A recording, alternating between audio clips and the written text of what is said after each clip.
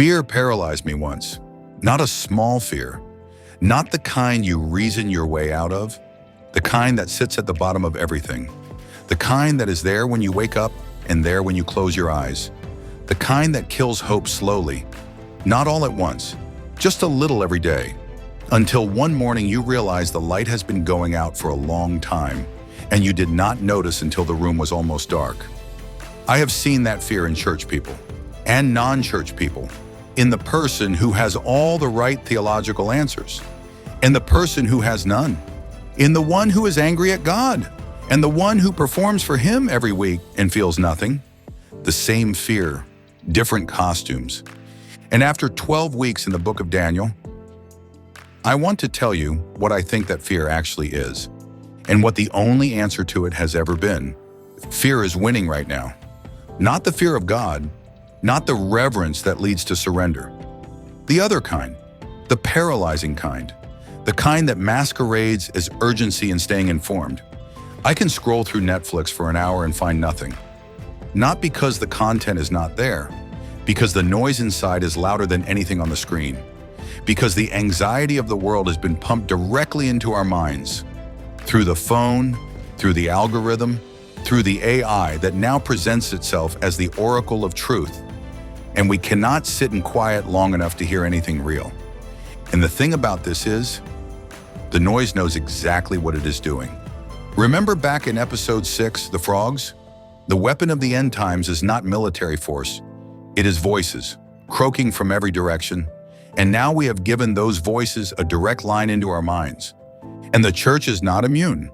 The gospel of fear has replaced the gospel of love in more pulpits than most people want to admit. The piggy bank in heaven. Work harder, give more, perform better, add to your vault. God is keeping score and you are behind. That is not the gospel, that is Babylon dressed in Christian language. And it is producing the same fruit Babylon always produces. Fear, exhaustion, hopelessness, people leaving, the light going dim. There is a category of Christian content right now, books, videos, sermons, that fills arenas and tops bestseller lists and gets millions of views. And the message underneath all of it, no matter how it is packaged, is this: your best life, your purpose, your potential, your destiny. It sounds like the gospel. It uses the language of the gospel. It quotes scripture. But the subject of the sentence is always you. And the fear underneath it is, what if I miss my purpose? What if God is disappointed in my output? That is not the gospel Daniel lived. Daniel did not open his window toward Jerusalem because he was pursuing his purpose. He opened it because he could not. Because God had written something in his mind that expressed itself as prayer the way a tree expresses itself as fruit. The real gospel is not about your purpose, it is about his character, his love, his invitation, his running toward you while you are still a long way off. The 5 steps we talked about in the series before this one: surrender, repentance, come to me, allow God, trust. Those are not steps to your best life. They are the steps back to the only life that is real. Back to him, come out of her, my people. We spend a lot of time talking about what to come out of. The system, the institution, the noise, the false gospel. All of that is real. All of that matters, but there is another Babylon that nobody talks about. The one inside. The fear that has built its walls in your own mind. The noise you carry into every quiet room. The depression that kills the spirit through sadness. The hopelessness that dims the light so slowly you stop noticing how dark it has gotten. Come out of her, my people, is also come out of the fear that has been running your life. Come out of the performance, the exhaustion, the survival mode you learned so well you forgot there was another way to live. Come back to me. Come back to the life I called you to, not the purpose-driven life, the surrendered life. The one where I carry what you cannot carry and write my law on your mind so gently you barely notice until one day you realize the fear is not as loud as it used to be. That is the come out of her that changed my life. Not a doctrinal position, a desperate human cry from the bottom of my own pit. Save me from myself. Nebuchadnezzar, the king who had everything. God stripped it all away. 7 years in the field, eating grass, hair like feathers, nails like claws. And somewhere at the bottom, a thought broke through. In Daniel chapter 4, verse 34, he says, "At the end of that time, I raised my eyes toward heaven." That is the whole turning point. Eyes up.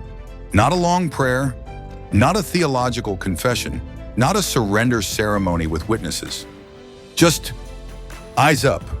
And immediately, my sanity was restored. The bottom is not the end of the story. The bottom is where the eyes finally go up, because there is nowhere left to look except toward heaven. And when your eyes go up, the God who has been waiting the whole time runs. I want to tell you something personal. There was a moment in my own life, in a yard on a day that carried more weight than I can fully describe, when I hit my own bottom. And the prayer that came out of me was not eloquent, not theological, not the right words in the right order. It was, "Save me from myself," because that was the truth, the most honest thing I had ever said. I was not lost because of other people, not because of circumstances, not because of Babylon out there. I was lost because of the Babylon I had built inside, the walls of fear, the survival habits that had kept me alive, but were slowly killing everything else. Save me from myself. And then something happened that I still cannot fully explain. A voice, not audible, deeper than audible, in the bones. "I will be your father." That was the come out of her moment for me. Not a doctrine, not a denomination, a voice that shook my bones and broke something open that had been sealed for a very long time. And I walked out the same person on the outside. But something had changed on the inside that could not be unchanged. That is the gospel Daniel lived. That is the gospel Nebuchadnezzar found in a field with grass in his mouth and the sky finally above him. That is the everlasting gospel the three angels are still carrying to the world tonight. Save me from myself. And the answer that always comes back, "I will be your father." Let me tell you what I think the book of Daniel actually is. It is not primarily a prophecy book. It is not primarily a history book. The book of Daniel is a love story about a God who went to Babylon with his people, who walked into furnaces and pits and sleepless nights, who sent angels before the crisis arrived, who answered prayers before they were finished, who stripped a king of everything to give him something real, who put the year of the cross on a calendar 5 centuries early so nobody would have an excuse for doubting that the love was planned. And about people, imperfect, frightened, homesick, grieving people, who kept the window open anyway, who walked toward the furnace crying and walked in anyway, who sat in the pit in the dark and chose to trust the one who locked the mouths before they arrived, who raised their eyes toward heaven from the bottom of a field and found their sanity restored. That is Daniel, and that is the invitation the book has been extending from the very first chapter to this last one. Come out of the noise, come out of the fear, come back to the Creator. Come back to the God who went to Babylon with you and has been in every pit before you arrived and is running toward you right now. Come home. We have walked through 12 episodes together. We started with a man at a window, a man without a church or a congregation or a family nearby. Just faith in the words and a habit of turning toward what he believed even when everything around him said it was foolish. We watched 3 men walk toward a furnace crying and walk in anyway. We sat at a party while a hand wrote on the wall. We spent a night in a pit listening to the breathing of lions. We counted the math. 457, 483 years, 27 AD, 31 AD, 1844. And watched a track record hold perfectly every single time. We watched a pagan king raise his eyes toward heaven from the bottom of a field and find his sanity restored. And now, at the end of all of it, one last question, not a theology question, not a prophecy question, a personal one. Is the fear still running your life? Or have you raised your eyes toward heaven? Because the same God who restored Nebuchadnezzar's sanity in a field is standing at the edge of your field right now, waiting for your eyes to come up, not when you have it figured out, not when the fear is gone, not when you have cleaned yourself up enough to feel worthy. Right now, exactly as you are, in whatever field you are sitting in tonight. The invitation is still open. Come out of the fear, Come out of the noise. Come back to the God who went to Babylon with you, who was in every pit before you arrived, who is running toward you right now. And if you do not have the words, if all you have is the most honest prayer, save me from myself, that is enough. It has always been enough. He will answer before you finish saying it. What is written, what is coming, what you need to choose. Thank you for walking through Daniel with me. See you Friday.